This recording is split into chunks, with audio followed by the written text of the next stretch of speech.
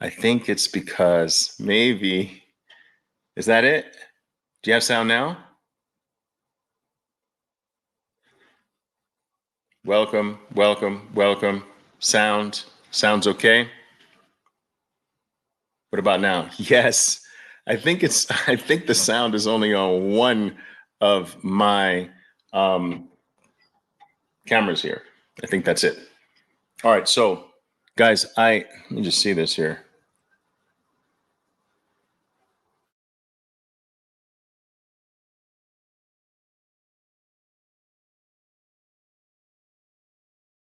Okay.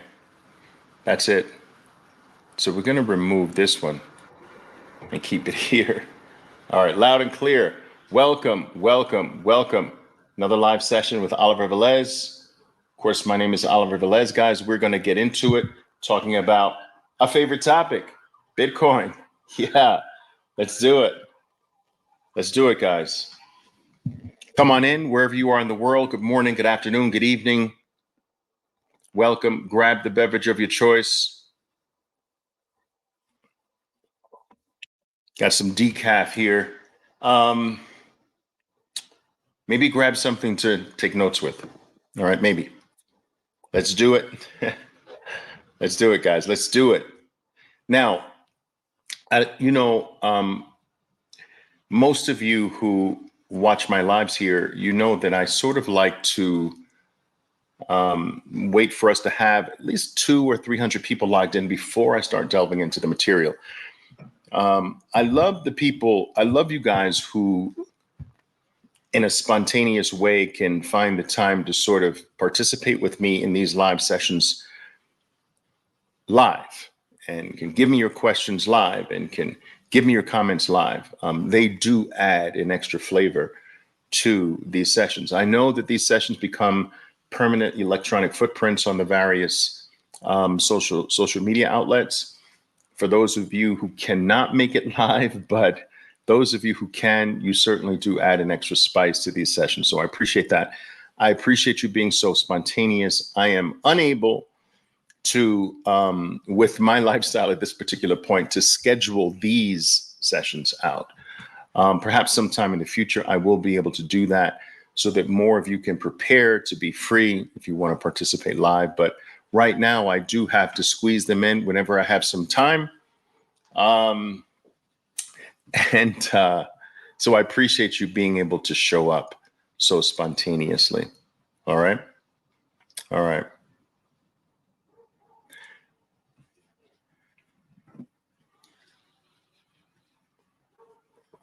All right. So, guys, while we're waiting for some more people to log on live, just if you don't mind, let me know where you're coming in from. What part of the world, what corner of Earth, especially since the Earth is flat, what corner? You caught that, right? Anyway, where in the world are you coming from? What country, what city, what county? Talk to me. Where are you coming in from, guys? And don't be shy to comment, guys. Your comments are always welcome, whether they are what you consider to be good comments, whether they're bad comments, it really doesn't matter. Every single comment is welcome. All right.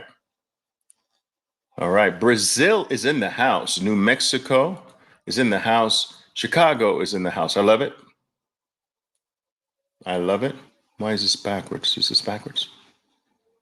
Okay. Yes. New Mexico is in the house. Chicago is in the house. New Mexico, Montreal. I love it. Delaware,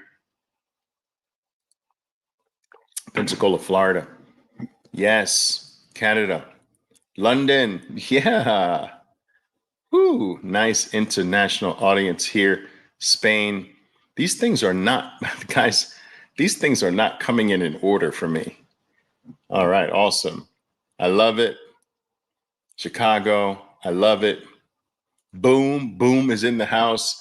Ireland. Yes. Whoo. Cancun. Yes. Yes, yes, yes, yes, yes, yes. All right, not quite sure why I have to scroll up and down. These comments are not coming in order. Spaniard from Spain living in Niagara Falls, Canada. But why? Canada Fall. Oh, Niagara Falls on the Canadian side. Okay, a little bit better. I don't know, guys. It's been a long time since I've actually been to Niagara Falls on the US side, but whoa, pretty dismal, I have to say. Wow. Sorry, I don't want to offend anyone, but it was pretty dismal.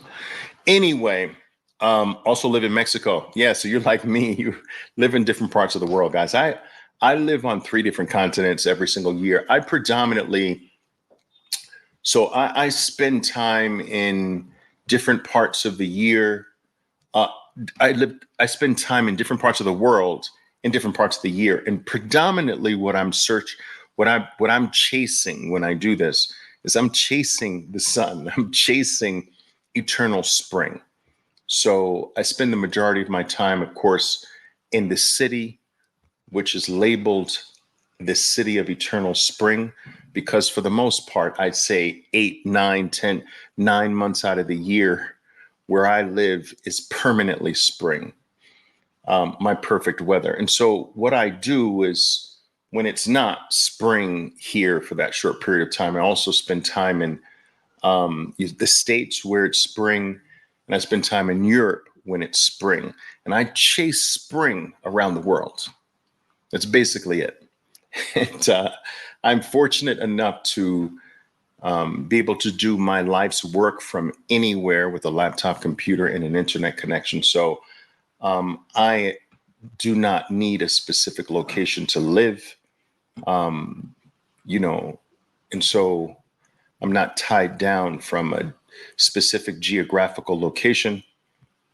Neither is my family. And so, yeah, I chase spring all year. And I love that. Yeah. Nice, nice. All right, guys. So look, we've got 271 people here. It's actually slow. I usually have a lot more by 8 minutes into our session here. But listen, today I actually wanted to talk about custody. And the reason why I wanted to talk about Bitcoin custody today is because, and I'll bring this up, is because what has dominated some of the news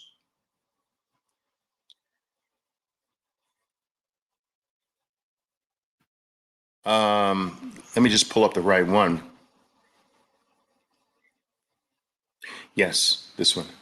So what has dominated the news recently, and for good purpose, by the way, is this. And I'll show you. I'll bring it up now. Let me bring this up for you, if I can, and we'll get right into it. So recently, guys,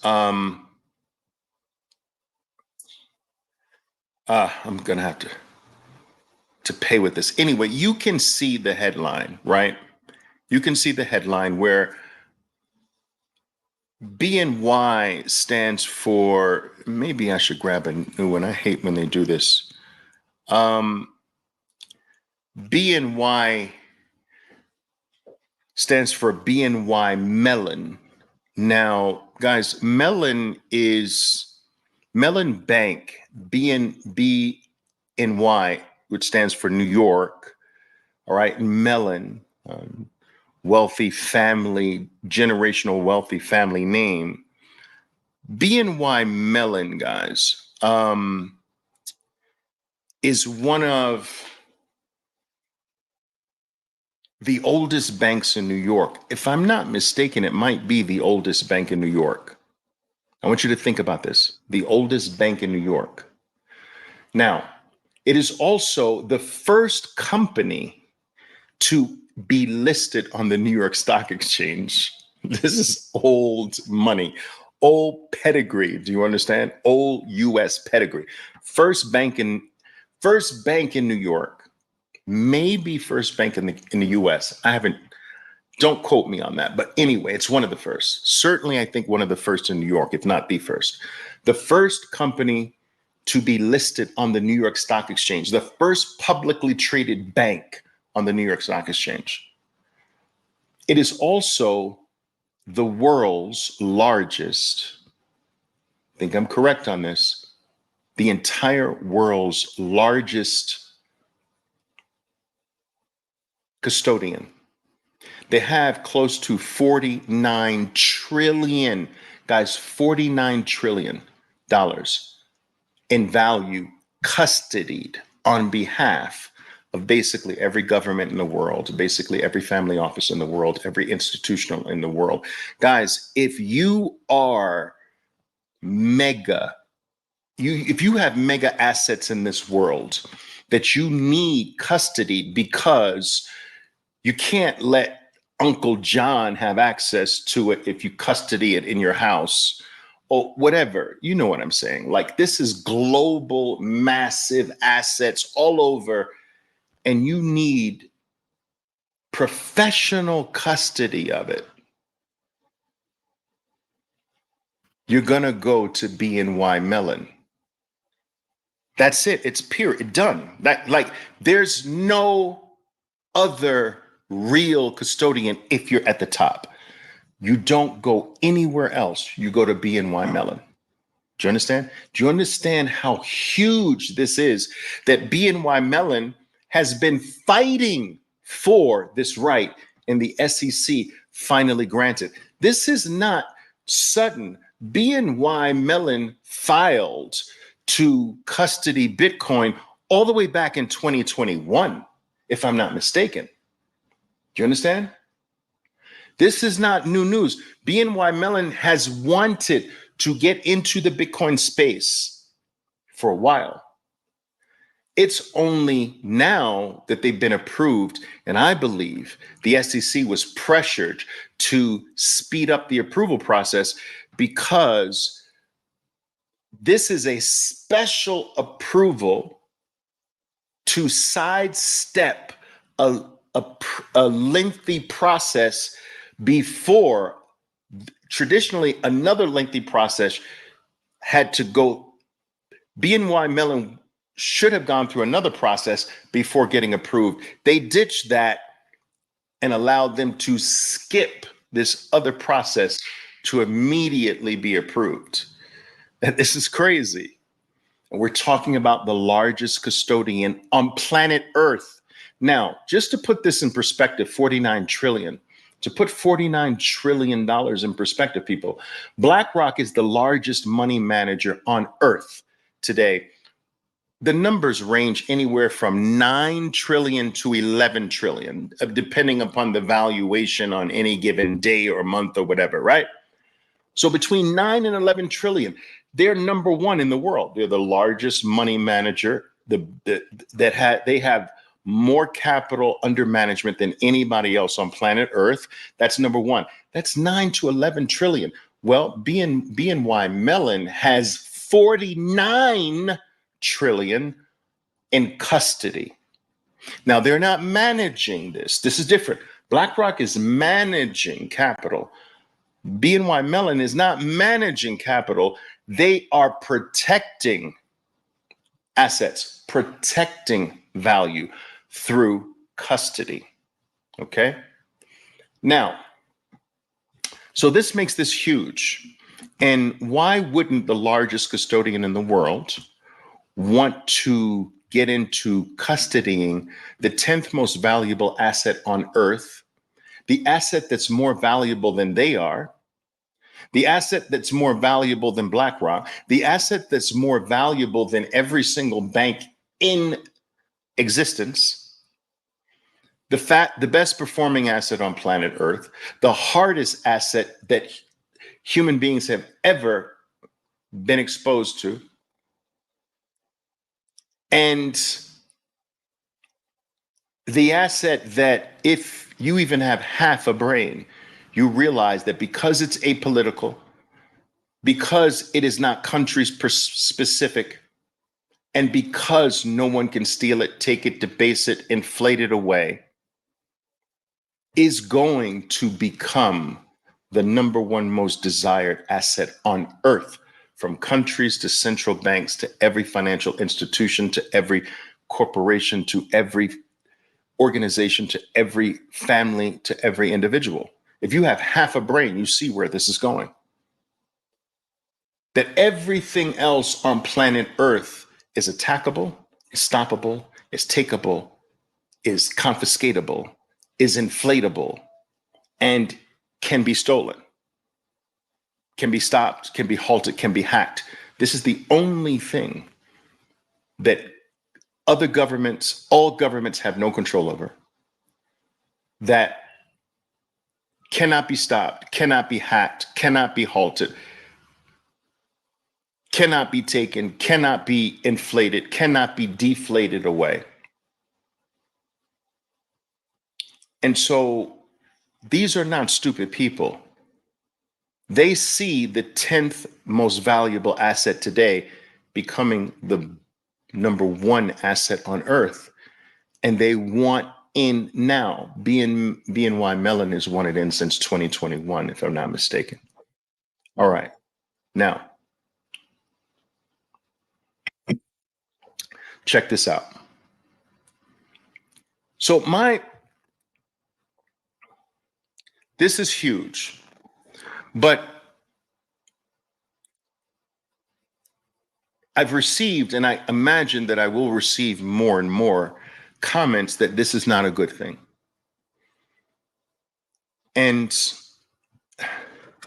you know, I know that some of the really hardcore, old school Bitcoiner is more prone to believe that this is not a good thing. But I strongly disagree. And what I believe is missed even by some of my most respected OG Bitcoiners is that this Bitcoin is for everyone. And as much as you want to hold on to it as this unique special thing that should only be for the people and not for institutions and not for banks and not for my enemies and not for the countries that I don't like and not for the causes I don't like. Dude, you're trying to make Bitcoin the very same thing we're trying to escape. People that have a right to say, well, it's good here, but it's not good there. No, this money is good for me, but it's not good for you. Oh, your name is BlackRock. Bitcoin's not good for you, but my name is Oliver Velez. It's good for me. But isn't that the same bullshit we're trying to leave? Who are you to say who can adopt Bitcoin and who can't, and what's good for Bitcoin? Oh, I think that is bad for Bitcoin. Who are you? Who the F is this dude? Who the F is this dude over here saying that, oh, you know, wait, it's not good that BNY Mellon wants to get into Bitcoin. What? So you're the Gestapo now of Bitcoin? Dude, everybody is coming. Do you understand this? Like you had better get used to this. Everybody is coming. Everyone. Whether you like them, whether you don't, whether you think they're evil, whether you think they're saints, everyone is coming. So you better get used to it. And all of it is good as far as I'm concerned. Guys, look, let's talk about the difference between self-custody and institutional grade custody. See, the world needs both. Oh, yes. Guys, you can go over my history of my post. I am pounding the table on self-custody. You should not let another institution hold your Bitcoin. Not at this point. You should not let another organization hold your Bitcoin. You should not let your Bitcoin sit on a centralized exchange. I am one of the biggest pounders of and one of the biggest proponents of self-custody. Bitcoin that is not in your personal self-custody is not even your Bitcoin. You don't own Bitcoin until it's in self-custody. I understand this, trust me. But there are people or organizational people, institutional people. You see, companies are people too. They're a different part of the race, right? So there's the human race and there's the corporate race. These are people. This corporate race is run by people. Then there's the institutional race. That race is run by people. You understand? Everything is infused with people, but there are different entities, different living things. A company is a living thing. It has a birth, it has a death, it has a social security number, an employee identification number. It has a life. It has a tax return in most countries it has to file. That is an individual. It's a different type of individual. The same way, so we have human individuals, we have corporate individuals, we have institutional individuals, we have countries that serve as more global individuals. So all of these things have a life. And all of these lives are coming to Bitcoin. Not just the human individual is coming to Bitcoin. The corporate entity is coming to Bitcoin. The global institution entity is coming to Bitcoin. The country entity is coming to Bitcoin. The banks are coming to Bitcoin. The insurance companies are coming to Bitcoin. The pension funds are coming to Bitcoin. The mutual funds are coming to Bitcoin. The family offices are coming to Bitcoin. The money managers are coming to Bitcoin. The registered investment advisors are coming to Bitcoin. Do you understand that there are different types of entities or people? And all of them are coming to Bitcoin. And Bitcoin is for all of them. And to carve out a section of all of these living things, to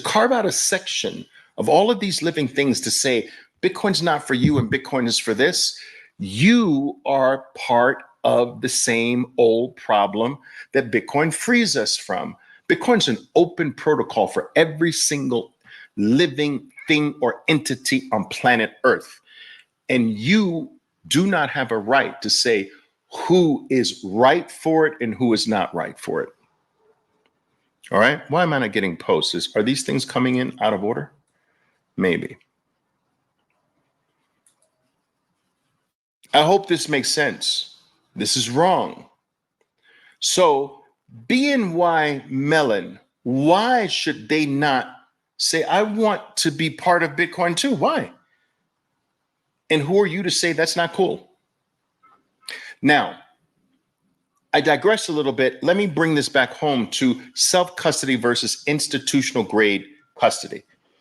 So I was saying that I'm a very big proponent of self-custody. If you don't have Bitcoin in your self-custody, you don't own Bitcoin.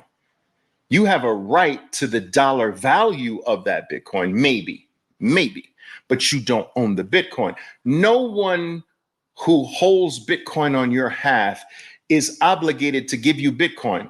They may be obligated to give you dollars that equate to the so-called value of Bitcoin, but that's bullshit. You are owed dollars when someone's holding your Bitcoin. You are not owed Bitcoin.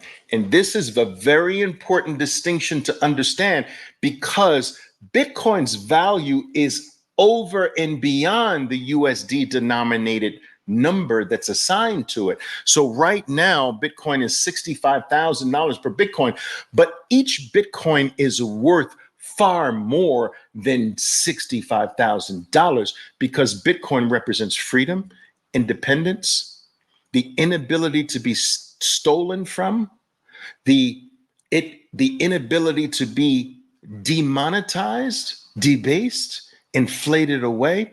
All of these things have a value over and beyond just dollars.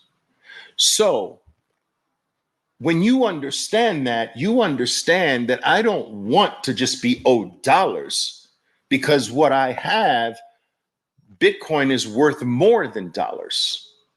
Freedom is worth more than some number you put on a piece of paper, right? So you don't want someone having a right to keep the Bitcoin. They're holding it on your behalf. But if they really want to, and you ask for your Bitcoin back, they can legally say, no, here's the dollars for it.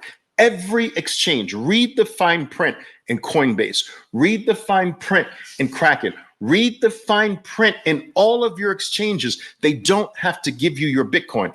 They have to give you dollars. And so if this thing gets so valuable and you have it held by someone, you're going to experience one day, a day where you're going to ask for your Bitcoin back. And guess what? They're going to say, no, here's dollars instead. And you're going to cry yourself a river until you die. I think the world is getting to that. So I say all of that to drive home the point that there is nothing more valuable than self-custodying your own Bitcoin. So some of you might be saying, well, okay, Oliver, I get your point. So how is it and why is it that you say that institutional grade Bitcoin custody has a place? Because when it comes to not you and me, not individuals, when it comes to a different part of the race of living things, there's a global race of living things that goes beyond the individual. We're talking about now the institutional race of living things. So let me give an example. A pension fund that decides that it is now going to put Bitcoin on the balance sheet on behalf of 15 million people. You want one guy on that pension fund self-custodying the Bitcoin? This Bitcoin is sitting there on behalf of 15 million people. No, I don't want a single dude holding the 12 words. I want institutional grade custody for that Bitcoin. I'm part of the pension fund along with 15 million others, and we can't have this at risk because one dude forgot where he placed the 12 words. When it comes to banks with 2,000 employees, you think I want one of them I've got the keys, everything is good. No, I want not only the bank, but I want a BNY Mellon. I want maybe a Fidelity. I want maybe I want a multi-institutional grade custody. I don't even want just one. So I want BNY Mellon holding one form of the custody. I want Fidelity maybe holding another form of the custody and someone else holding another form of the custody, so that now the odds of BNY Mellon, who's been in business for hundreds of years, BNY Mellon, Fidelity, and this firm failing all at the same time and losing everything at the same time now is pretty much zero. Self-custody is for you and me, but when it comes to these collection of yous and me's that fall in the form of an institution, institutions are nothing more than clusters of yous and me's. Do you understand? It's just clusters of people. When it comes to clusters of people, communities of people, we need institutional grade custody. Because I don't want human error. a single point of failure with one human being with that much responsibility. And let me tell you something. I'm not the only one who thought things like this. The idea that there are going to be Bitcoin banks and banks that custody Bitcoin and banks that offer services on top of that custody Bitcoin, that's not new. Do you understand? That's not new. Let me just show you this. Let me show you this. I think we're still looking at me doing this, right? So we can go to, for instance, let me just show you this. Let's see. We can go to, look, I have it here. Hal Finney's, I think I did it like this. Let me just do it like this. I'm sorry, guys. Okay. Let's do it like this. This is not what I want to show you. I want to show you this. I'm going to bring up there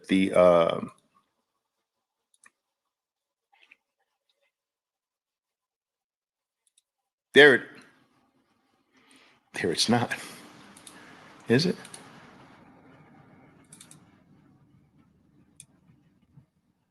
Is that, can you see that? Let me see. No, it's not it. All right, let's see. Give me a second. I'll get it right, I promise.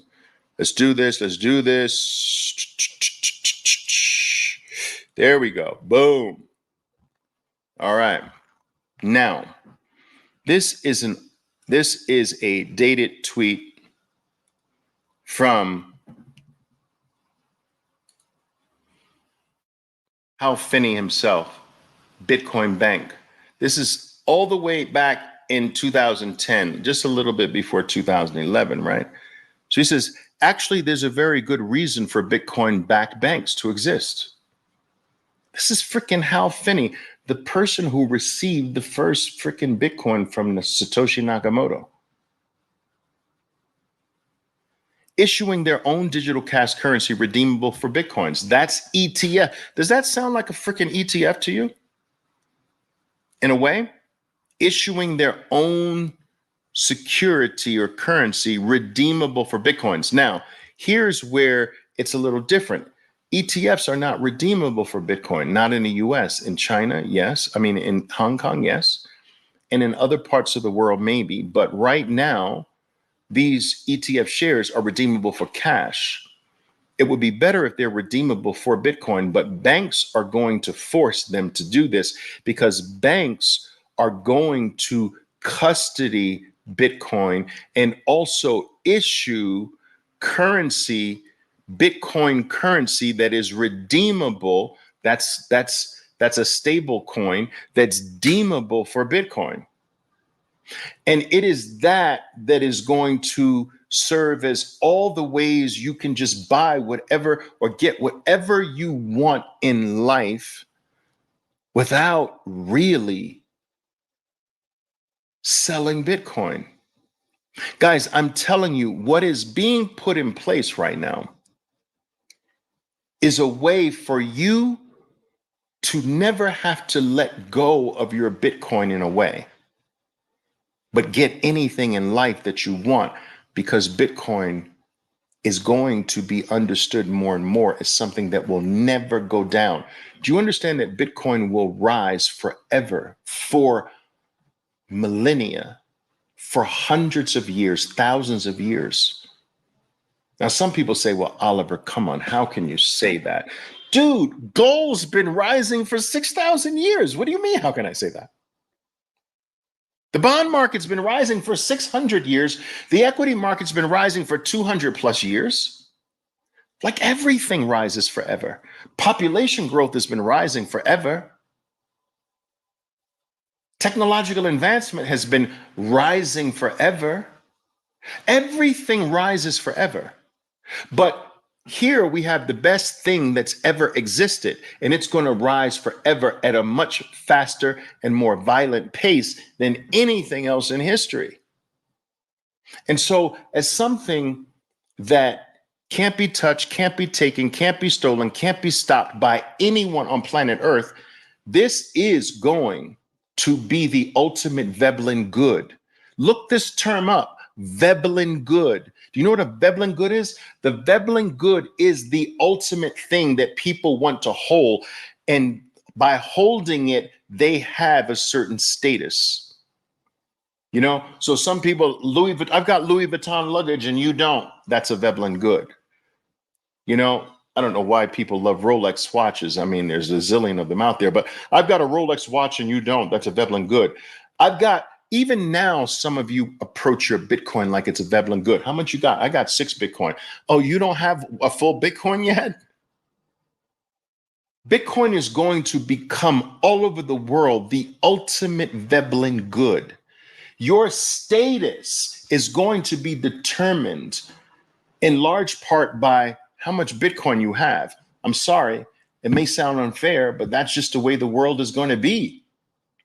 And if you have real Bitcoin, every financial institution, especially the banks that have Bitcoin divisions, and all of them are going to move to having Bitcoin divisions. There are going to be banks that are just Bitcoin banks, and then there are going to be banks, all of your banks are going to have Bitcoin divisions, like they have a wealth division in most upscale banks. They have a wealth. Oh, let's introduce you to one of our wealth managers in the wealth division because you have over $50 million in assets here, right? So there's going to be a Bitcoin division, like there's a wealth division, a private wealth division. There's going to be a Bitcoin division.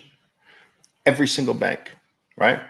If you have Bitcoin, I am telling you that red carpet with champagne bottles at the end of it is going to be, they're going to be rolled out. As you walk down the street that has 4 or 5 banks on that block, they're going to be rolling out red carpets. You're going to be stepping over red carpets and deciding which red carpet you walk down with champagne bottles at the end of that red carpet because you're a Bitcoiner. They're gonna throw everything but the kitchen sink at you. They're gonna give you this and give you that just because you're a Bitcoiner. This is going to be the most valuable thing on earth. It's already the 10th most valuable thing on earth. Where do you think that number is going to be by late 2025? I say 2. I say number 2. Maybe I'm wrong. Okay, if I'm wrong, maybe it's number 3. I don't know. I say it's going to be the second most valuable thing on earth in next year. Do you understand that if I'm right, and I believe I am, that the world is going to clamor for what you have, and the world is going to give you rights and benefits because you have it. Countries will start to create special rules just for Bitcoiners, just to get you into their country. No taxes for the next 20 years. Or we'll give you subsidies on this, and we'll give you interest rate free loans to buy your property here just because we want you bringing your Bitcoin wealth here. Game theory from countries to banks to institutions of all kinds. Bitcoiners are going to flip this world upside down. Do you understand? Some of you are not seeing this clear enough. You're not seeing the dominoes fall and looking forward to see where the last domino ends. Bitcoin is already worth more than every bank in the world. What do you think? Do you think we're the only people who know this? There's only people who are watching this? That every bank that has been anti-Bitcoin, they're worth less than Bitcoin. Like, do you understand what that speaks to the world? Well, of course you don't like it. And now the biggest banks in the world and the biggest money managers in the world, the 2 biggest entities in the world, BlackRock, the biggest money manager in the world, BNY Mellon, the biggest custodian on planet Earth, both have been scrambling recently to get into Bitcoin. Guys, it's freaking insane. So, how do we reconcile this? That yes, your BNY Mellons are necessary in the institutional world. I would rather them custody Bitcoin than Mr. Johnson, who's the head of the pension fund that's responsible for holding the seed phrase for 15 million pensioners, right? So there is this space for that. You should not do that, not now. But I do believe that there's a point in the future where a small portion of your stack you're going to custody at a BNY Mellon. Because with that small portion of your stack there, you will have a blank ability, a blank check, if you will, to do anything and to have anything on earth that you want. And so, yeah, you might have 20% of your stack custody. And that supports every desire you have on this planet. And 80%'s locked away for no person to custody except yourself. I see a world where that's where we're going. And I'm not listen, brighter minds than me right here. Hal Finney himself. Bitcoin-backed banks will solve these problems. There needs to be a secondary level of payment system, which is much lighter in weight. Now, I know he wrote this before second layer, layer twos on Bitcoin and things of that nature. But guys, the need for banking has been in existence for thousands of years. It's not going away, and nor should it. Nor should it. Bitcoin is just going to make it better, fairer, purer, more honest. You understand? Hope you understand this. All right. Let's see. Guys, am I getting posts? Someone tell me that they're hearing me. How do I feel about Bitcoin Cash? I feel like Bitcoin Cash is such a scam that I feel like blocking you just for stating the name here. That's how much I despise it. So make this your last time. All right. Love this topic, Oliver. Highlights how early we still are. Cheers from H-Town. That's right. Guys, we're so super early. We're not early in one way, but we're super early in all the other ways. What's the way we're not early? Getting to 1 Bitcoin. Or if you're already at 1, getting to 10. Like getting to 1 or more Bitcoin, we're not early. Because even the people who are able to do that now, in the next few months, they're not going to be able to. Most of them are not going to be able to. So even the person, guys, I want you to understand this, that single digit millionaires don't have hundreds of thousands of dollars in free cash laying around somewhere. Like a person that's worth $6 million, you think they can easily buy a $65,000 Bitcoin? Like you really think someone worth 6 million can easily buy one? No.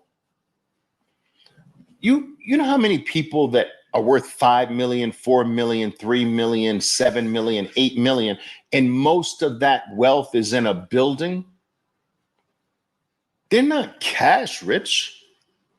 They don't have money in the bank. They don't have $8 million in the bank and 65,000 is nothing. No, they've got six residential apartments that's eating up capital, and there's very little cash available. Some dude owns a a tire shop that's worth $4 million.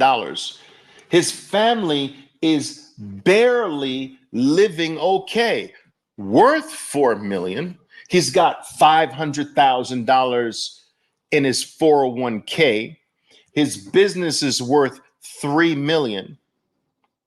You understand? And the rest is in some individual stocks.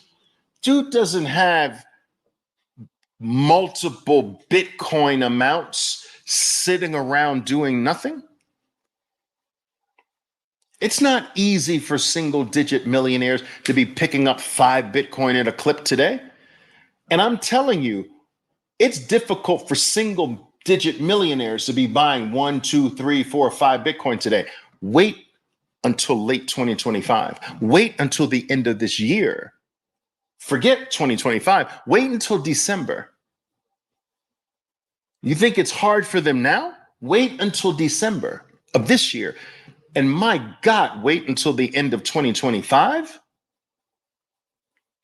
99 of the small portion of single digit millionaires who do have enough cash laying around to buy 5 Bitcoin at a clip, by the end of 2025, they won't be able to buy 1.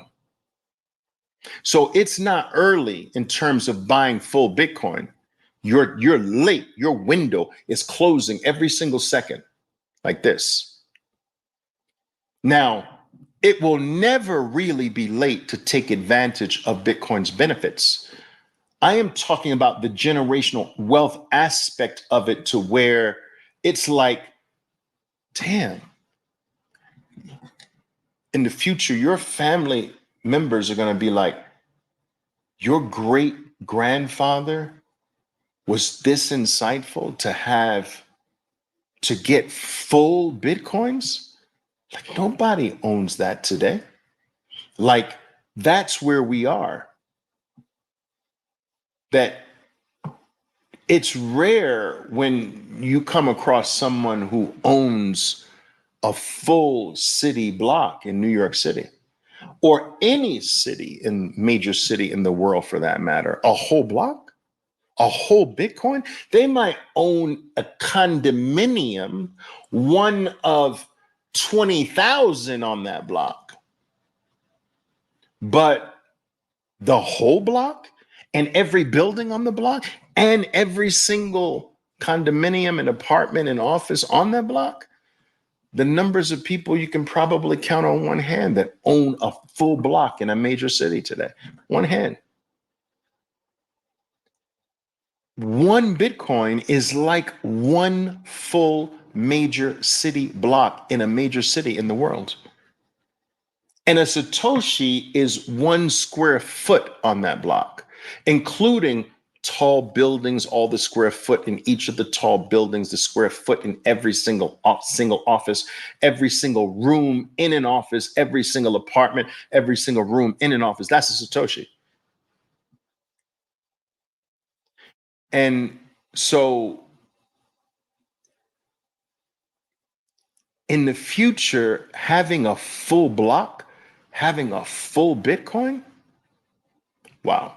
Now, for those of you who are well off enough to where 1 Bitcoin is not so problematic for you, what's the next goal?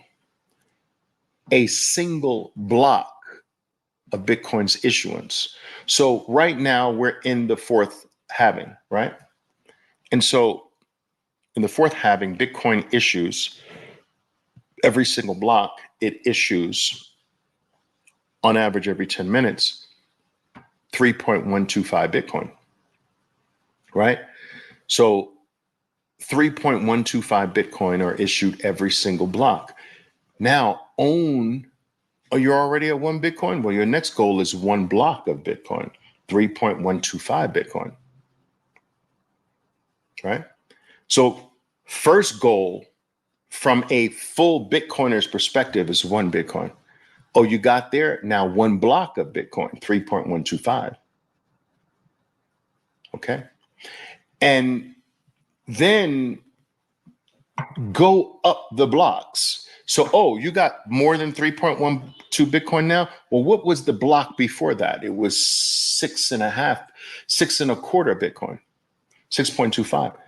Now your next goal is 6.25. Just walk up the blocks.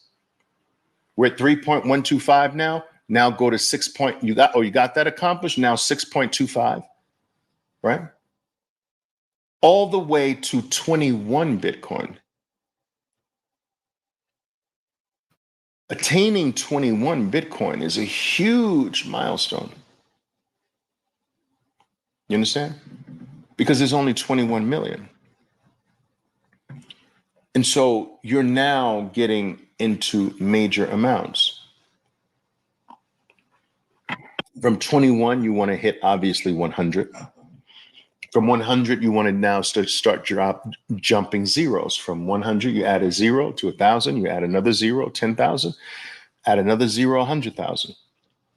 But the smaller amounts, 1 Bitcoin to the current block, 3.125, to the next block, if you got that, the block before that, 6.25, all the way to 21. From 21, you start jumping to 100, 1,000, 10,000, and so forth and so on. So what is your best way of climbing before 1 Bitcoin? So if I were to take this from the very scratch level, I would say, all right, first thing is get any amount. All right. Once you have any amount, I don't care if it's $5, whatever, just get something. Just someone grants it to you, gifts it to you, or you smash by $5 or $10. Boom, whatever it is, just get it. From that, you want to grow to level 1. Level 1 is 1 human being's worth of Bitcoin. That's it. 1 human being's worth of Bitcoin. So all you do is you take 21 million, you divide that by 8 billion people, and you get the amount of Bitcoin that equates to 1 human being. Now remove 1 human being's worth of Bitcoin. And if you want me to do this, we can do this together. All right. And so let's try this. I'll do it in your face. Let's do this in your faces. Boom. Okay. So we can take 21 million, right? We can divide that by 8 billion people. 8 million, that's 800 million. All right, so 8 billion people, you get this. This is the amount of Bitcoin, 0.00265 now times 50, 65,000. $170 is the amount of Bitcoin. That's the equivalent amount for every human being on Earth now. So when you buy $170 worth of Bitcoin, people, do you know what you're doing? You're removing the amount of Bitcoin for a human being. You're removing it off the market. This is using 21 million. So imagine that maybe there's 5 million lost, but who knows? But anyway, I like to use the conservative number. Let's assume nothing's lost. This is the amount per Bitcoin per human being. Now, when I first introduced this concept of find the amount of Bitcoin per human being, we were at about $16,000 of Bitcoin when I first published this. It's on my X feed, right? Formerly Twitter feed, right? And at the time, I think, if I'm not mistaken, it was very small, like $56 or something like that. It was something like that. We can do it. So let's do, when I first published this, we're talking about 0.00265 times, right? 16,000. $42.40. So the amount of Bitcoin per human being on earth was $42 not so long ago. Now it's $170. That's how much the value of Bitcoin per every human being has risen in just a couple years. And that number will go up forever. So the more human beings, do you understand this? The more human beings you can acquire. So get any amount first, then build yourself up to get at least one. You're a human being. Get one human being worth of Bitcoin under your belt, right? And so then grow a family, get enough Bitcoin, start working on how many people in my family. I need a Bitcoin. I need a human being's worth of Bitcoin for every single member of my family. So I have 4 kids and a wife. Now you got 1 Bitcoin for you, 1 human being's worth of Bitcoin. Now focus on 170 while the price is right now for your wife, your 2 daughters and your 2 sons. So once you have an amount of Bitcoin for every human being in your life, like just grow it that way. These are motivational things, right? I've got enough Bitcoin. I've got Bitcoin worth every single human being in my life. All right, good. Now you can start working on percentages. So for instance, mathematically speaking, 0.28 of a Bitcoin, that's a little bit more than 1/4 of a Bitcoin. That's enough if you never sell it to be set for life. Like generationally, a little bit more than 1/4 of a Bitcoin will set your family up forever generationally if you never sell it. Now, we're not talking about right away. This is going to take time for that quarter to be enough to support your entire bloodline generationally. 1/4. You pass 1/4, then the next thing, of course, you pass 0.28, then of course half, and then 1. All right, those are easy numbers. But it's cool to have from ground zero this ladder approach. What's my goal now? All right, so I've got like $25 of Bitcoin or whatever. What's my next goal? 1 human being's worth. That's 170. Now, what's next after that? Get 1 human being's worth for every person in your family. What's next after that? Now go for 0.28 Bitcoin. Maybe that already reaches it depending upon the size of your family, right? But 0.28, then 0.5, and then 1, and then already talked about after 1, what do you go after there? You go after blocks, 3.125 Bitcoin, then 6.5 Bitcoin, all the way to 21. After 21, then you jump to 100. And then after 100, you add zeros, 1,000, 10,000, 100,000, like that.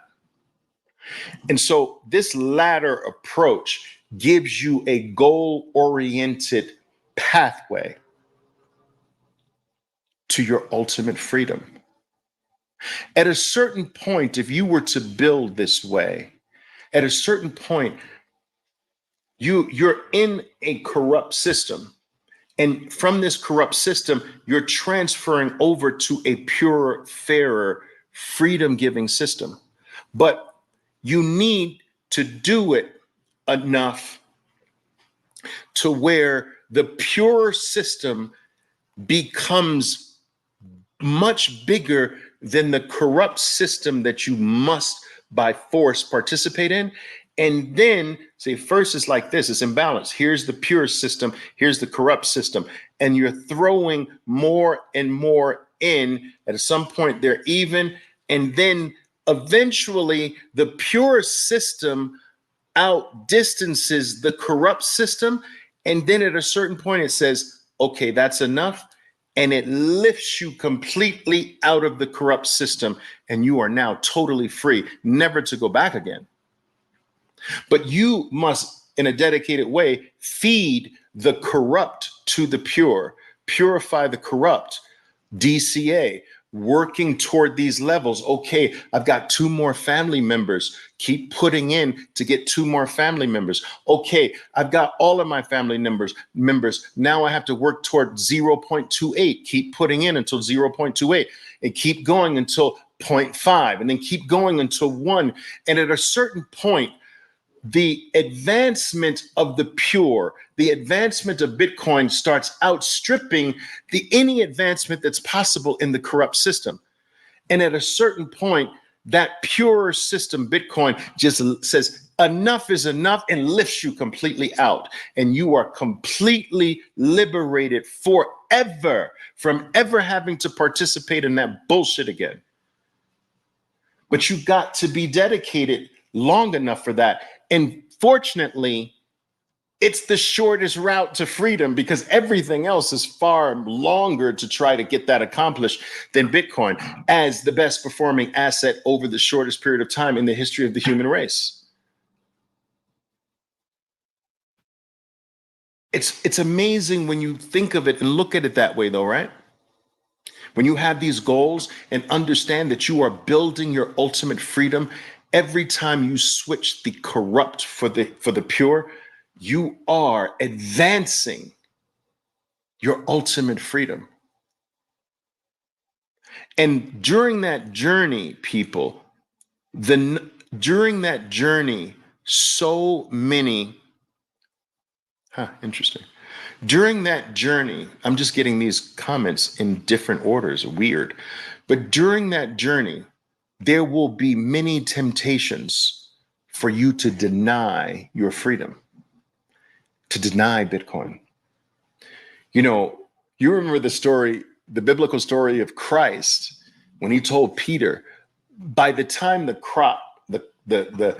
cock crows, whatever, something like that, you will deny me. You will have denied me 3 times, basically by the time dawn occurs. No, my Lord, never.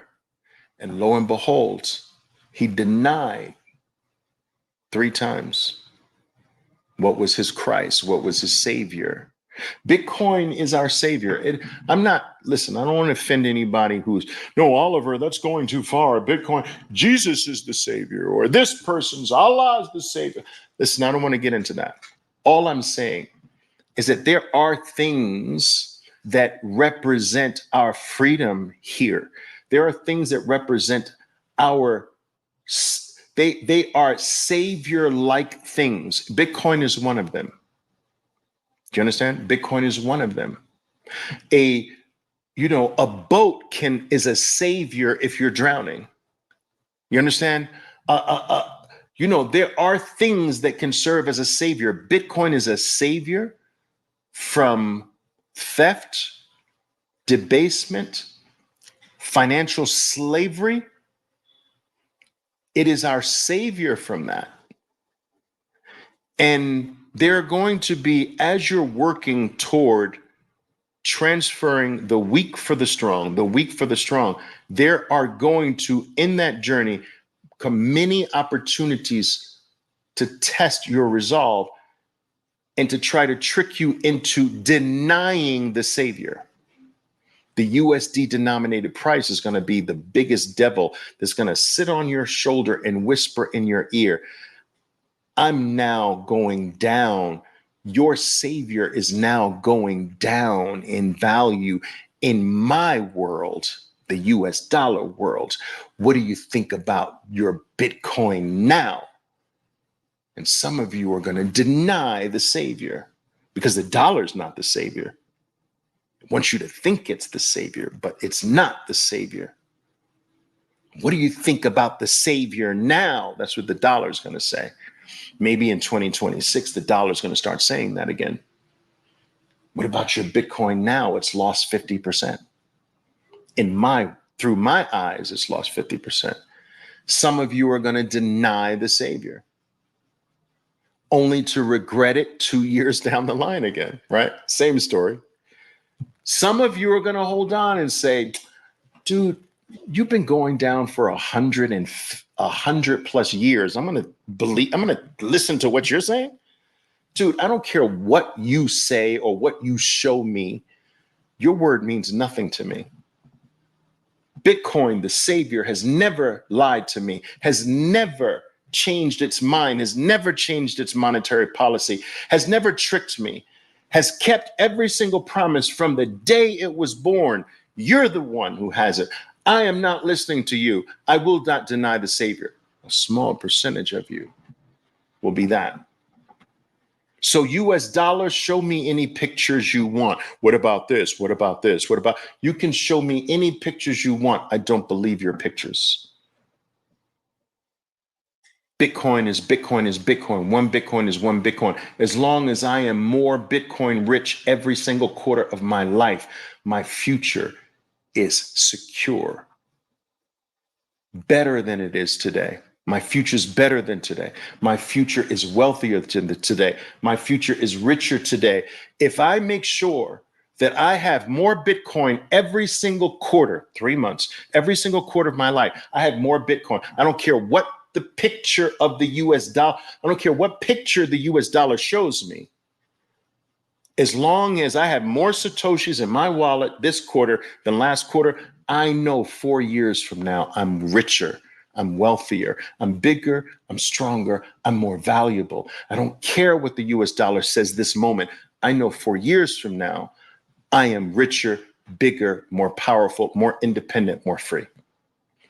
And if I can just get you to think like that, like every single purchase, if you were to go out and smash buy Bitcoin right now, 4 years from now, that little buy will take care of you. And it will take care of you. That little single buy today will take care of you every 4 years of your life forever. You just added something that will never stop increasing who you are, what you are, how much you're worth forever. And if you pass it, it'll keep working for whoever you pass it to forever. Do you understand we've never had anything like this? Do you understand that the average lifespan of a world dominant country is 250 years? They all die. Do you know what the average lifespan of a world reserve currency is? 98 years, 96 years, 98 years. That's a world reserve currency like the US dollar. Go look this up. I'm not making these numbers up. The average lifespan of a house, do you know how the average lifespan of a house is? It's like 60 to 80 years. 80, let's call it 80 years. The average lifespan of a building is 80 years. I know you can point to some buildings who are longer, but they don't make them like that anymore. Average lifespan of a building today is 80 years. Average lifespan of a house is 80 years. I'm not making these numbers up. Go look them up. Average lifespan of an S&P. Let me give you some statistics. This is my world now. Average lifespan of a publicly traded company. You know what it is? It's like 12 years. A company that goes public, average lifespan is 12 years. The average lifespan of a business is less than 5 years all over the world, less than 5 years. The average lifespan of all businesses to ever exist is less than 5 years. The average lifespan of a company that goes public on the New York Stock Exchange or whatever, that's like 12 years. The average lifespan of a company that reaches the status of being the S&P 500, oh my goodness, I'm an S&P 500 company. That must have an exponentially bigger lifetime span. No, that's like 18 years. The S&P, the average life of a company, publicly traded company, part of the venerable S&P Standard & Poor's 500 index is 18 years. The average lifespan of a dominant monopoly, we're talking like an Amazon, that's like 60 years.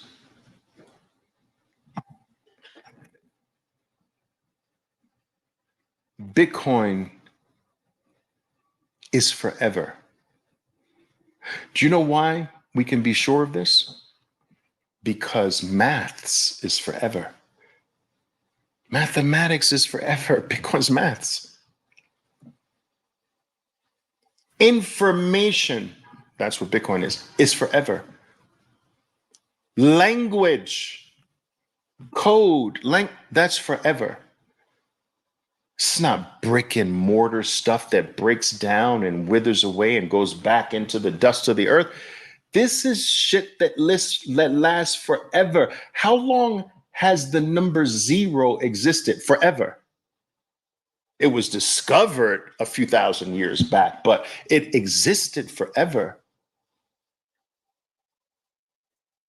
The internet is forever. Let's just put it this way. It'll be here long after you are gone. So this is not something can die. This maths can't die. It is an integral part of the fabric of the universe, which is why I'm always telling people Bitcoin is a discovery. The same way the number 0 was discovered, it wasn't created. No one created 0. They just discovered it. Oh shit, if we can put this donut next to this number, No one discovered subatomic particles, yet in the late 1800s, that's when subatomic particles were finally discovered. You mean there's something smaller than the atom? Nobody claimed they discovered that. They found it. Bitcoin was found. It wasn't discovered. The 0 was found. It wasn't discovered. Right? And things that are discovered are forever. Things that are invented are not forever. A lot of people miss this point about Bitcoin. You understand?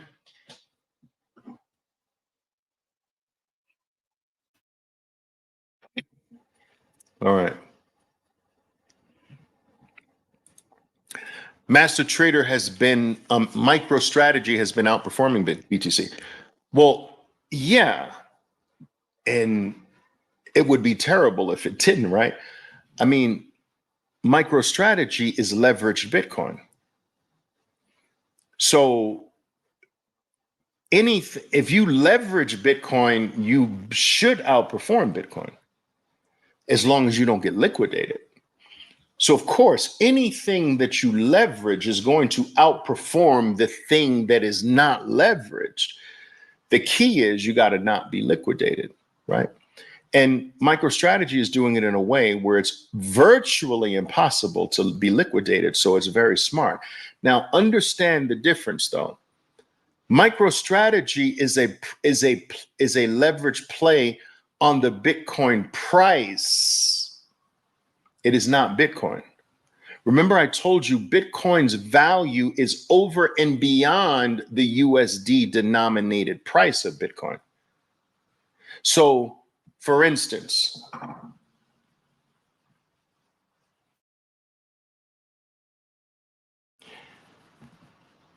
your promise for playing MicroStrategy is this. This is your promise. Let me show you.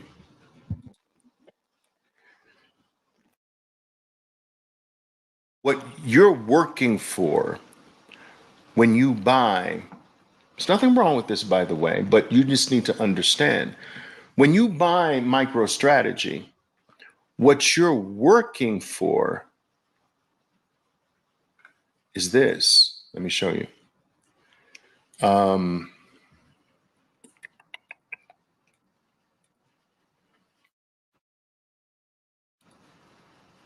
This.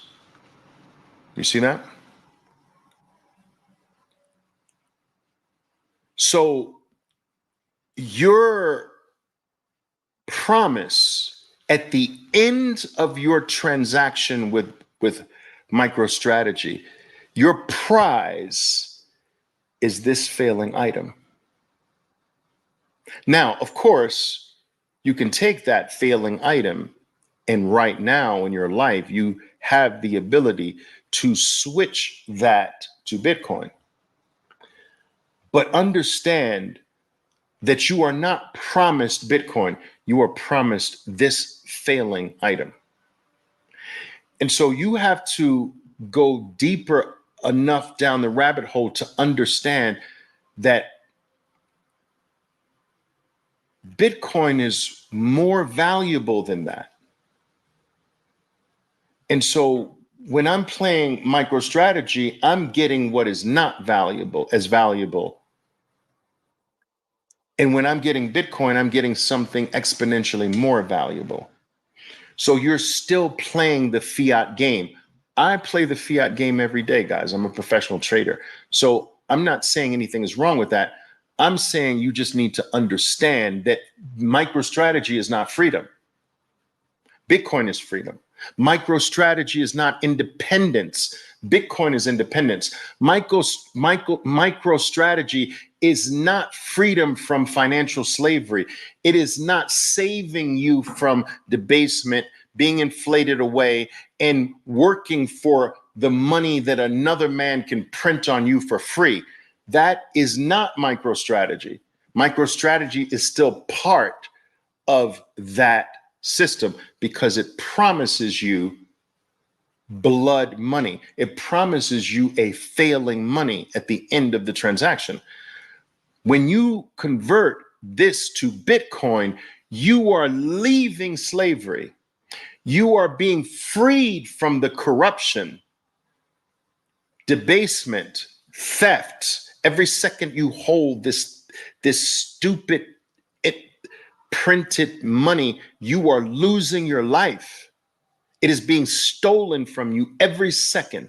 Your life is leaking every second you hold a US dollar.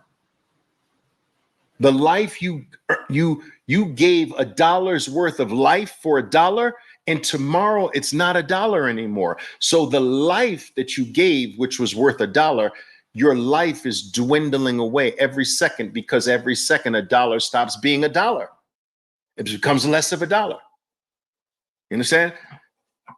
Bitcoin is the opposite. Every time you convert $1's worth of work, proof of work, to Bitcoin, every second, every 10 minutes, it increases the value of your life. People don't understand this. Every 10 minutes, you become more valuable in Bitcoin. Why? Because Bitcoin becomes more secure, more safe, more certain, more unhackable, more unstoppable, more invincible, and therefore more desirable, which therefore means more valuable. Every 10 minutes, the blockchain or time chain, more specifically, gets longer, right? A new link gets added to the long chain, right? A new link that makes the chain longer, or flipped this way, that makes the chain taller. That's why we refer to things as block height. So we're to think of blocks, right? We're putting blocks, I've got batteries here, putting blocks on top of blocks. So the block height gets taller and taller and taller. Do you understand? So the taller Bitcoin becomes every 10 minutes, the higher, the closer to the higher its value. That's what the height means. Or looked at it laterally, the stronger, the longer the chain, the more invincible, the more unbreakable the chain becomes. So we don't have anything that becomes more valuable every 10 minutes of our life and shows us that value mathematically guaranteed every four years of our life. We are exponentially more valuable than the last 4 years. We don't have anything. We only have things that either keep us the same or less every 4 years. So real estate, for some people, real estate keeps them the same.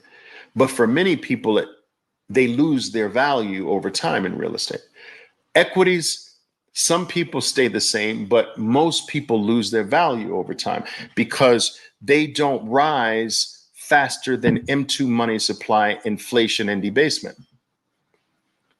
And taxes. So when you add taxes, inflation, debasement, M2 money supply, it eats away at the average gain of stocks, at the average gain of real estate. So you're falling behind. The only thing that's not falling behind in the entire world is Bitcoin. And so by shoveling the shit and switching it to Bitcoin, shovel the shit, switch it to Bitcoin. Bitcoin purifies it into pure Bitcoin. And now that purified energy that you put into shit and switched it to Bitcoin, shoveled it and threw it into Bitcoin, right?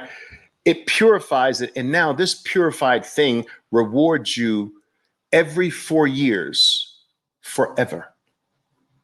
And every time you take a shovel of shit and you flip it to Bitcoin, that shoveled shit turns into something pure, and that one rewards you every 4 years forever.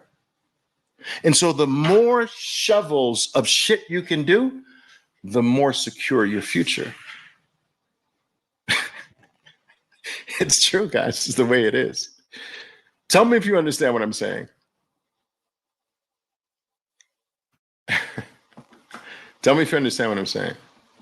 Does it make sense?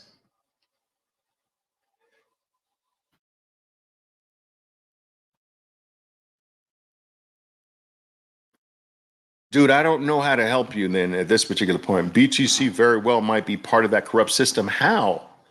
Dude, tell me you're telling me very clearly you know nothing about Bitcoin. And I'm telling you, your time is running out and you cannot stay in this state of just pure ignorance. It's far past that time now, dude. Bitcoin has destroyed everything human beings have ever held dear for hundreds of years and thousands of years. It has destroyed everything. It has outperformed. It is said, whatever human beings value, it has destroyed that. It has outperformed it by orders of magnitude, so much so that it's embarrassing.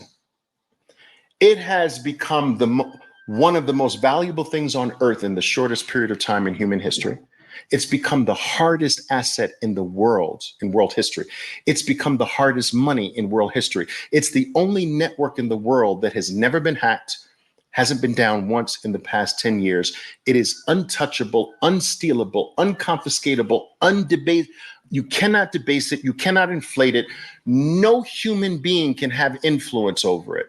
Now, think about this. What if a company like Google could say, we have the only network in the world that no human being, government, organization can ever influence, touch. We have the only network in the world that cannot ever be hacked, can't ever be stopped, operates every single second, 7 days a week, 365 days a year, without any human intervention, and it pays human beings to work for it. And we can store our entire life on it because it can't be ever compromised by any human being or organization or country in the world. How much do you think that would be worth to Google or any company? Infinity. Infinity. Do you understand? Do you understand that if Apple had that or a Google or an Amazon had that, it would be worth infinity? But you're skeptical because Google doesn't have it, which is backwards. This is something now that's available to every human being on earth. But the Googles of the world wish they had it. The countries, the superpowers of the world wish they had it. And every superpower in the world has tried to take it down and attack it. And because they can't beat it, because they can't attack it, they're now joining it. Bitcoin is the only network in the entire human experience that actually pays human beings. Think about that, guys. It pays humans to serve it. What other network does that? We work, miners work for, we work for it. It pays us. There's no network that says, here's my pay schedule, guys. I pay out every 10 minutes. This is my pay schedule all the way to the year 2140. And it's open roll call. Anybody can work for me. I don't need you to fill out an application. I don't need to know your educational background. Anyone can work for me anytime, and you can leave anytime. This is my pay schedule. This is what I'm paying. Now work for me or not. Are you kidding me? Dude, it's freaking mind-boggling. But I will say this to Mr. KBK Wahoo. I will say this in closing. Bitcoin is the number one thing in the human experience by every single measurement you can think of, over every single possible option you have. And it's done this in 15 years. So the question is, there's nothing wrong with being skeptical, but you have to, in order for that skepticism to be intelligent, you have to know what makes you not skeptical anymore. Otherwise, it's just open-ended dumbness. I'm just skeptical, but I don't know what will make me not be skeptical. That's just ignorance. That's stupidity. And quite frankly, I don't like to even associate with my people who are that unintelligent. There is an intelligent skepticism. Here's an intelligent skepticism. Oliver, I still have my doubts about Bitcoin because of this, this, and that. And if this, this, and that were removed, or if I could get clarity on this, this, and that, then I wouldn't be skeptical anymore. That's intelligent skepticism, where you actually know why you're skeptical and you know what will make you not skeptical. All right? So that's intelligent skepticism. But most people have this I'm skeptical. That's it. Why are you skeptical? Yeah, because I'm not sure. I don't believe it. But okay, what will make you believe it? Because in my world as a professional, I've been in the financial world for 4 decades. In my world, I was always taught 5 years. 5 years, Oliver. If you want to judge if a money manager is a very talented money manager, you look at their record.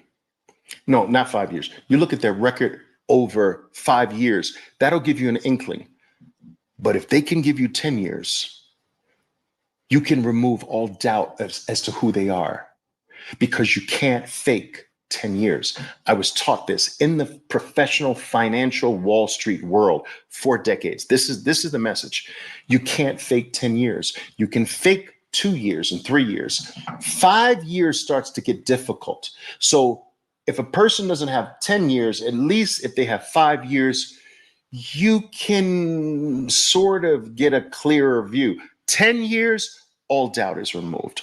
All doubt is removed after 10 years. Mutual fund, you want to put money in mutual funds? Check their 10-year record. Can't fake 10 years. You want a hedge fund? Check their 10-year record. You can't fake 10 years.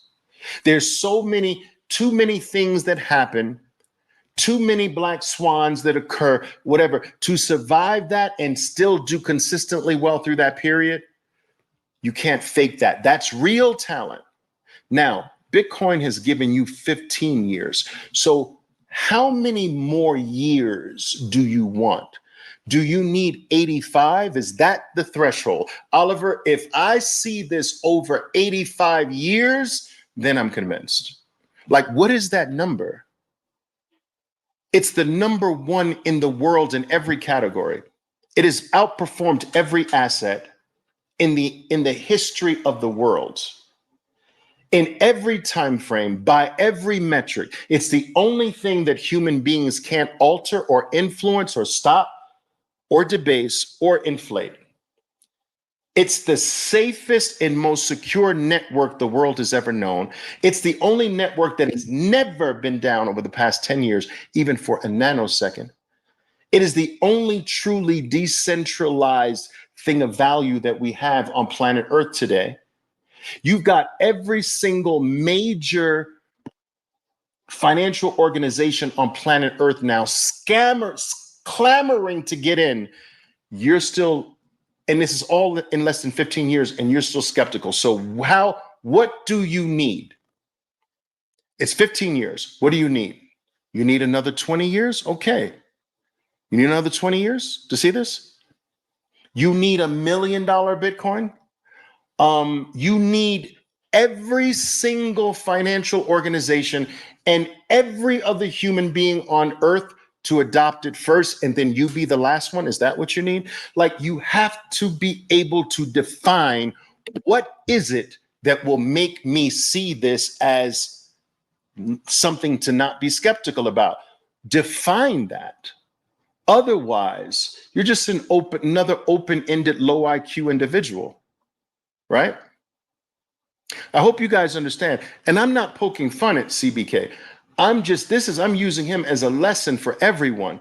Anyone out there who's skeptical, you have to know, define your skepticism and map out what is it specifically that will stop you from being skeptical.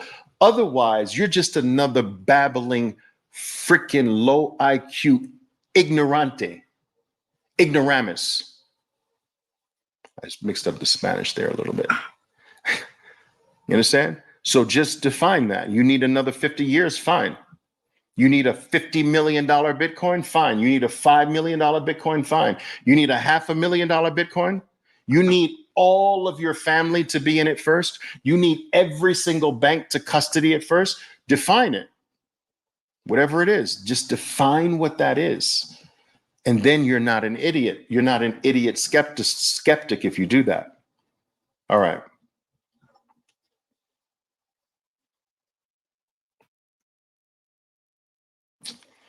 All right.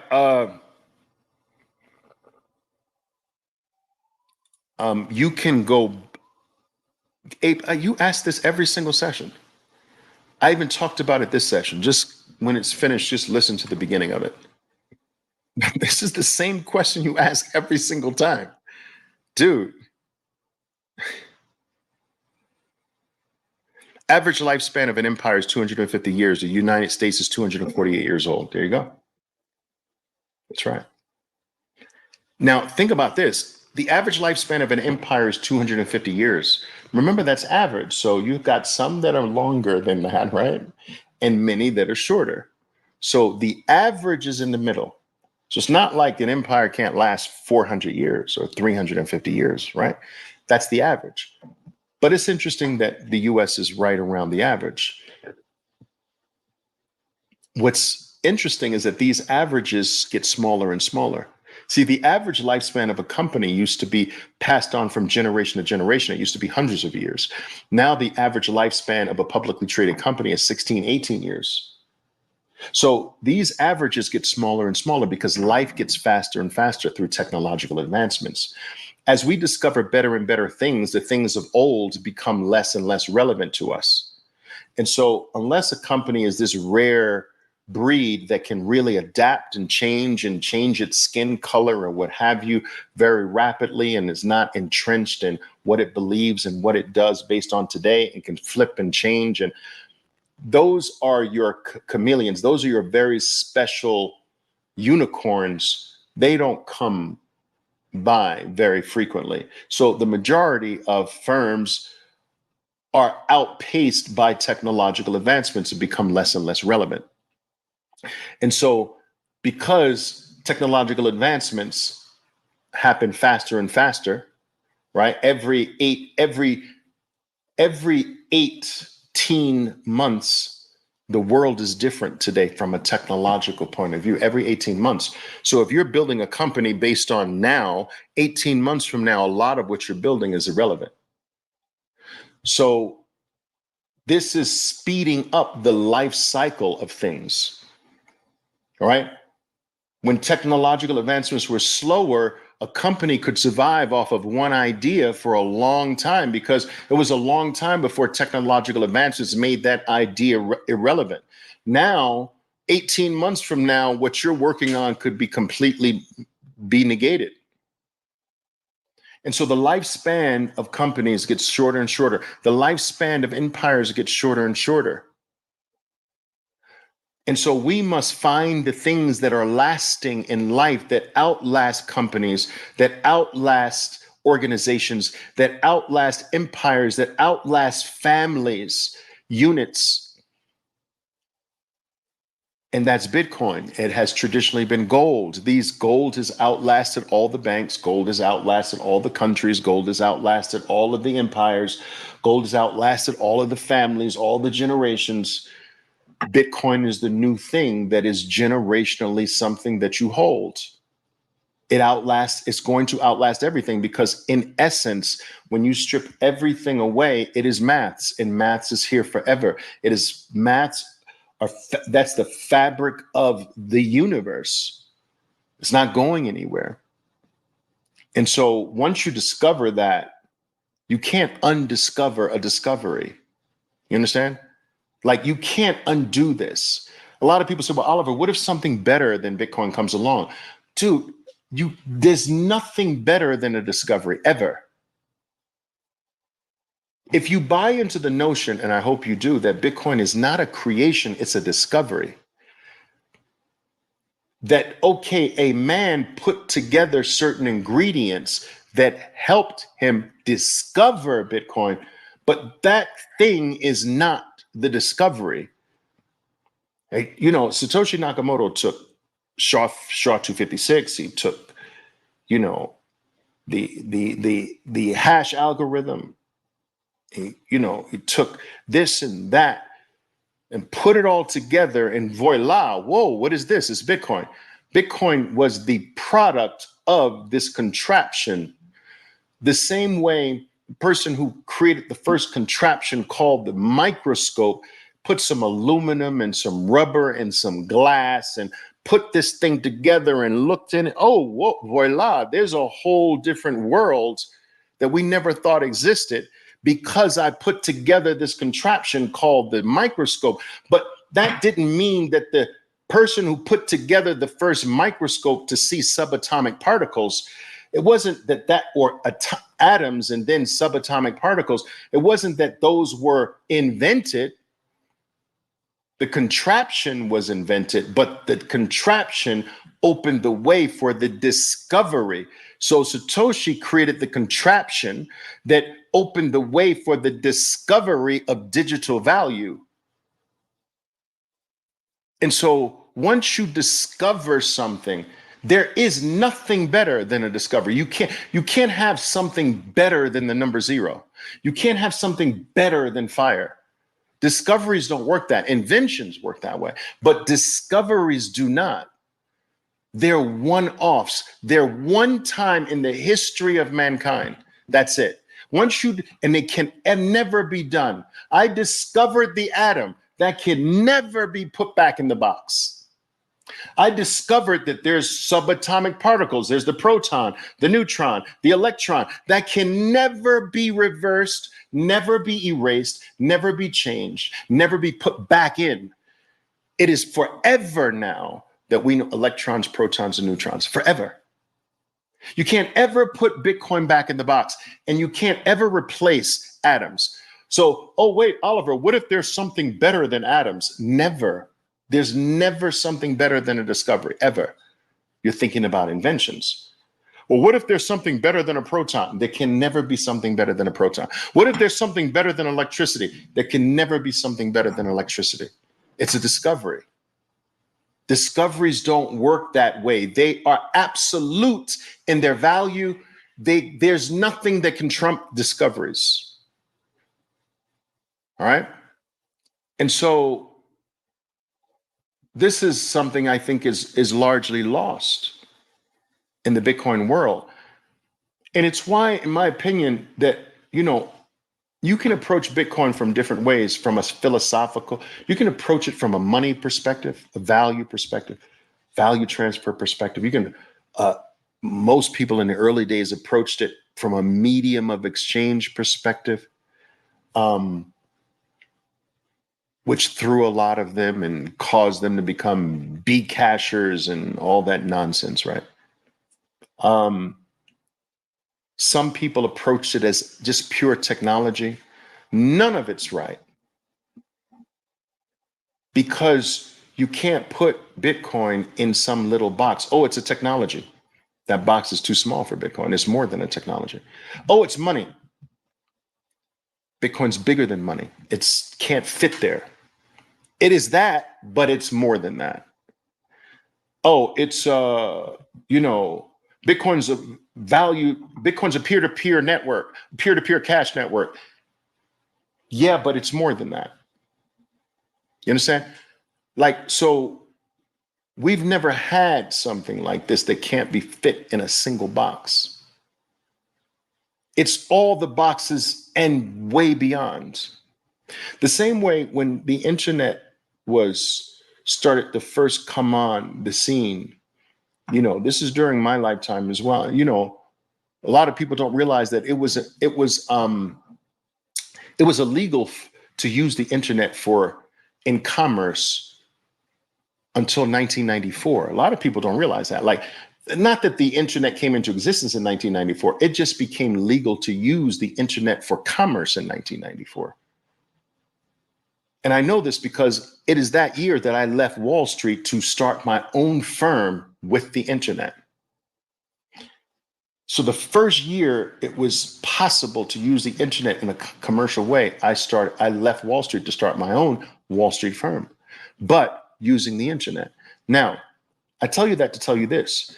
Back in those days, most people were skeptical about it. Most people felt it was just, what's the value of this? Most people could not see beyond email. And so it's like, all right, so I get it. I can mail something to you faster. All right. And that was like 99% of the world. They couldn't see the use cases beyond email for the internet. The internet today that runs every single corner of our lives, the way we talk, communicate, eat, what we wear, what we admire, what we look up to, our entertainment, our time, everything, what we consider sexy or not. Every internet has taken over every corner of your life. But at that time, it was just email. So no one could see beyond email. And then something else popped up out of email, chat. The Wall Street Journal wrote an article on my company as one of the first Wall Street oriented firms using chat, this new technology called chat. And that was the feature of the article. Here's the first company that we found that found a way to utilize chat in some useful way. That was the article in 1995. They wrote about me using chat in my business. It was like, oh my God, look at this unicorn. Here's a firm run by Oliver Velez that uses chat. And that was like a big thing. No one could see that. All right, so, but then the question was, but how do companies make money from chat? People couldn't see beyond that. And today, Bitcoin, you know what the Bitcoin is in the email chat era of itself. Money. Now, money is huge, but it is still Bitcoin's first application. You see, email and then later chat, these were the first two applications of the internet. And people couldn't see beyond email and chat. Well, I'm telling you that money is Bitcoin's first app. And people can't see beyond money. But Bitcoin is way more than money. Money makes the world go around. So imagine if money, if money, which makes the world go around, is its first app. Oh my God, what is it going to be 30 years from now? If its first app is the biggest thing in the world, imagine way beyond money. What else in our life is worth storing on a thing that is immutable, a ledger that's immutable, that can never be fucked with, touched, erased, stopped, taken down, or changed? Do you understand that this changes the history of mankind forever? Do you know that the history that you read is really not history? It is written from the vantage point of the conqueror, right? But not anymore, because now Bitcoin is the ultimate arbiter of every interaction of value between human beings, and that can never be altered or changed, no matter who's supposedly the conqueror of something. And so now history becomes pure, that it becomes true, that it becomes unalterable, unchangeable. Bitcoin is the epitome of the history of the human species. That's way more important than money, right? I mean, we can't even fathom what this thing is going to be used for. The same way we couldn't fathom what the internet was going to be used for when people were just saying, you've got mail, right? We're that early. So anyway, that's the way I see it, guys.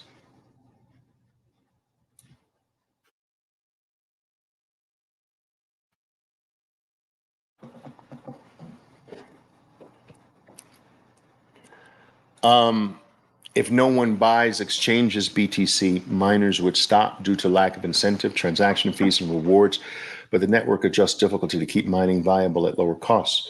Yes, that ship has already sailed. That, well, what if humans don't want it anymore? That's like saying, what if humans don't want fire anymore? Well, what if we stop wanting fire? Like, dude, it's never happening. It's never going to happen, ever. You know, no discovery stops. No discovery ever stops. And it never stops. It never stops being adopted, guys. Do you understand that humans are still adopting fire? You know how old the earliest recorded uses of fire are?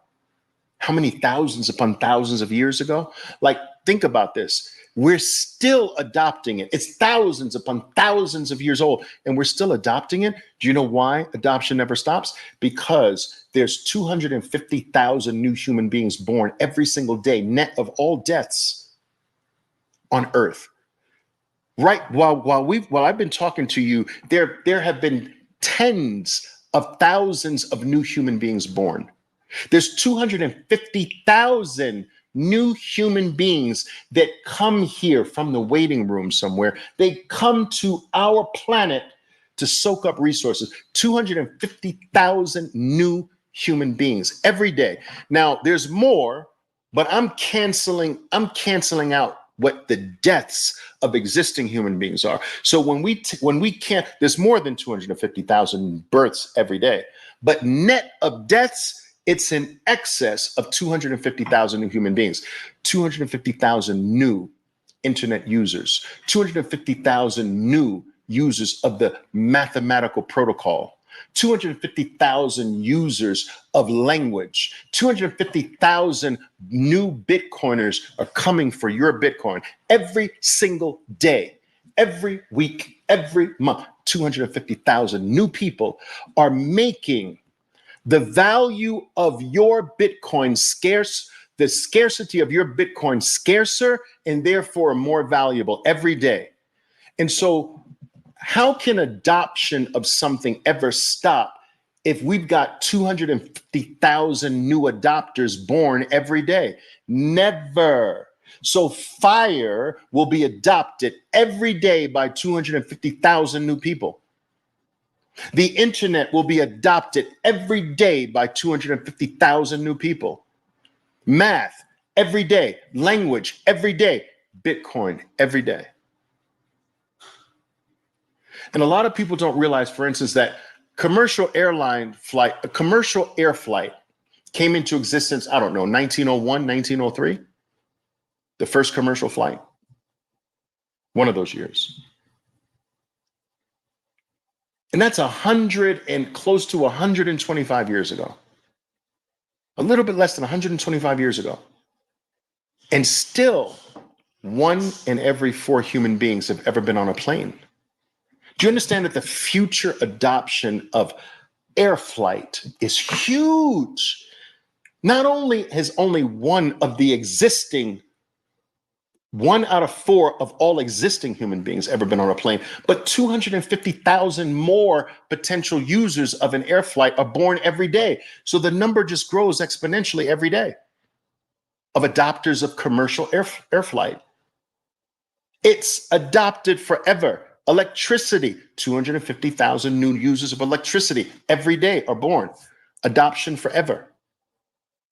Do you understand why adoption never stops? And if adoption of never stops, but for the first time in the human history, the quantity does not move, you have the mathematical recipe for incalculable gain in value.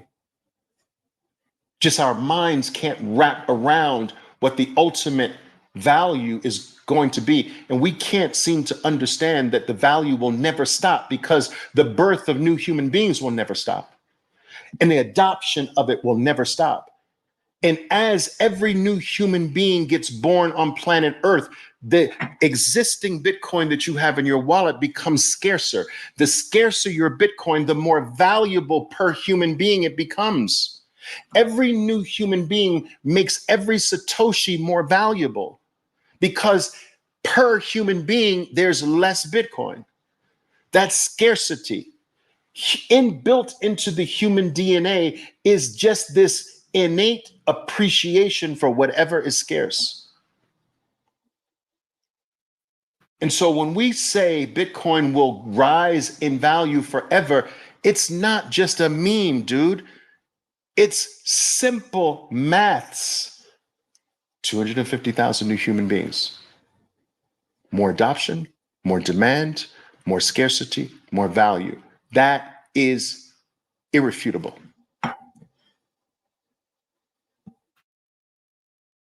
Powerful, right? It's crazy. All right, guys, I've been talking long enough here. I'm boring you now. We're at 1,500 people. Not bad.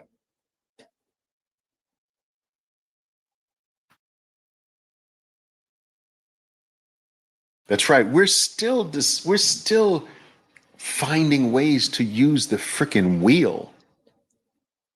Discovery of that mathematical circle, which resulted in the wheel. We're still adopting the wheel. It's crazy. The freaking wheel.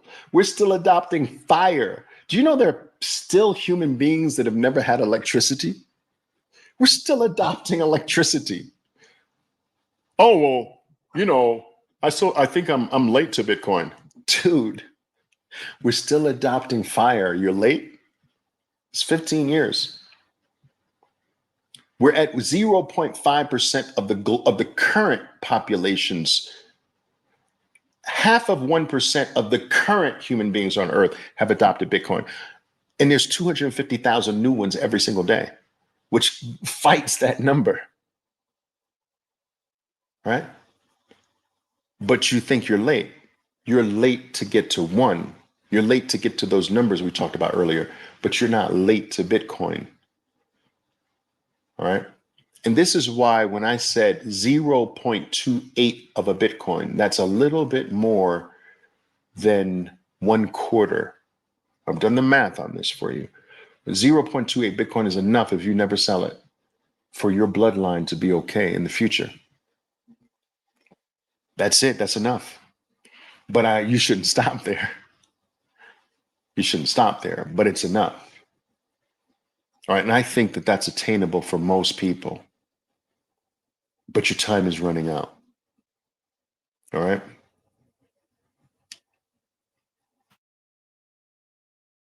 All right.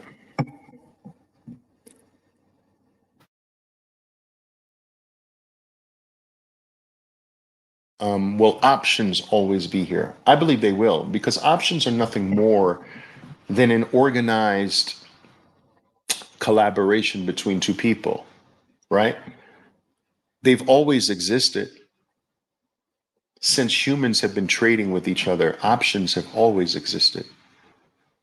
So, okay, they became organized on exchanges that we now look at like options, contracts on exchanges. But that's the organized version of what humans have always done. Humans have always had agreements like options, you know? Humans have always posted collateral, always, since they've been trading with each other. Humans have always done these things. We just now have a better way of doing what humans have always done through Bitcoin. It is now the pristine collateral. It's not like I'll let you have 2 of my calf while I go do this, and I'll come back for them and pay you and get my 2 calf back. But now you come back and the calf's dead. Like, that's not pristine collateral. You understand? So, I'll post my real estate as collateral and then somebody burns the real estate down. That's not pristine collateral. Like, Bitcoin can't die and Bitcoin can't burn down and you can't have a lawsuit against Bitcoin. There's no office, there's no CEO, there's no third party risk with Bitcoin.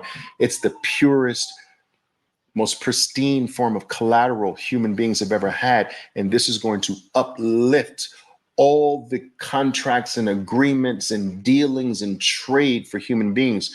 The progress of our civilization is inextricably intertwined with the quality and quantity of our trade amongst each other. So we are the highest species that we know of here on planet Earth because we trade. We trade more than any other species. That is what separates us. That's one of the several things that separates us from all other species, right? That we trade. Because I can trade with you for something that I need, I don't have to kill you for something that I need. You see, in most other kingdoms, in most other species, you kill to take what you need, and it's survival of the fittest. Well, we are more civilized because we don't have to take via violence. We trade with each other. I get what I need, you get what you need. And it is important to have something pure with which to trade so that the trade is pure. And violence and unfairness and the breakdown of civilization and society happens when what you're trading with is unfair and corruptible. And now the very thing that makes us higher than the animal, the very thing that makes us civilized, the ability to trade fairly with each other, when you break that down, you break down the very civilization of human beings, the very societal qualities of a good society in human beings. And that's how important trade is to the human species. And now with something that is outside the control of human beings that becomes the dominant thing with which we trade, makes trade pure and will ultimately explode human productivity. You can go back throughout history. We've taken the biggest leaps and jumps in the quality of life and the quality of our societies and the quality and the height of our civilizational progress through trade. So during those periods where trade was the purest, the cleanest, and the fairest, because the money was the cleanest and the fairest at the time, we flourished the most. Go look it up. And at the times when you see the breakdown in the fabric of society, and when there seems to be no morality anymore, and people just don't care, and people don't want to work anymore, and people just don't have any respect for human life anymore, and all structure means nothing, and it's the breakdown of the fabric of life itself. You'll find that during those periods throughout history, and they have lasted for that, they have popped up for thousands upon thousands of years, right? City of Gomorrah, the city of Gomorrah has popped up in various points throughout society. Some people feel that we're there now at another city of Gomorrah stage in the human evolutionary journey. And look at the money that we have now. Look at the printing of it without any regard for the theft that signifies for every human being on earth. It is the breakdown of the money that leads to the breakdown of trade, which leads to with each other, which breaks down to the very fabric of society and morals and everything else. And so when we say Bitcoin is freedom, when Bitcoin is the savior, it is for these reasons. And how apropos is it that the first country to adopt Bitcoin is called El Salvador, the savior? Wow, you couldn't write that better. Wow, go to work. I've kept you long enough. Go to work, people. Time to go to work. Your window of opportunity is closing on you. Go to work. Stack harder. Ciao for now. Oh, ciao. Thank you. Almost 1,600 people. Thank you. Ciao.